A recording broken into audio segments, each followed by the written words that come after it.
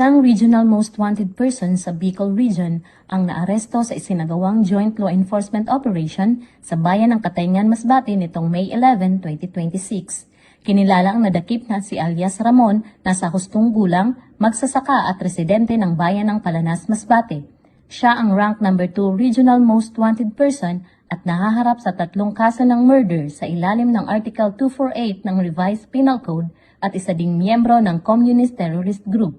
Ayon sa ulat, naaresto ang akusado bandang 1:00 ng hapon sa Sitio Tiwasan, Barangay Nadawisan, Katayngan, Masbate sa bisa ng warrant of arrest na inilabas ni Honorable Teofilo Baroga Tambago ng Regional Trial Court Branch 46, Masbate City noong November 20, 2025, kung saan walang piyansang inirekomenda para sa kaso.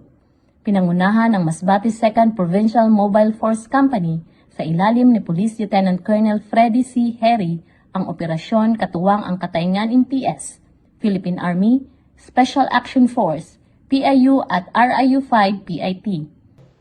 Ang matagumpay na pagkakaresto sa rank number 2 Regional Most Wanted Person na isang CCG member ay bunga ng masusing intelligence monitoring, mahusay na koordinasyon at matibay na pagtutulungan ng iba't ibang law enforcement units.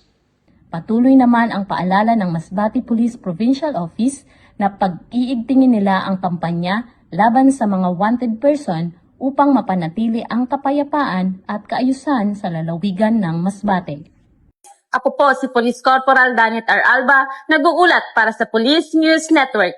At ito ang bagong PNP para sa bagong Pilipinas, serbisyong mabilis, tapat at nararamdaman.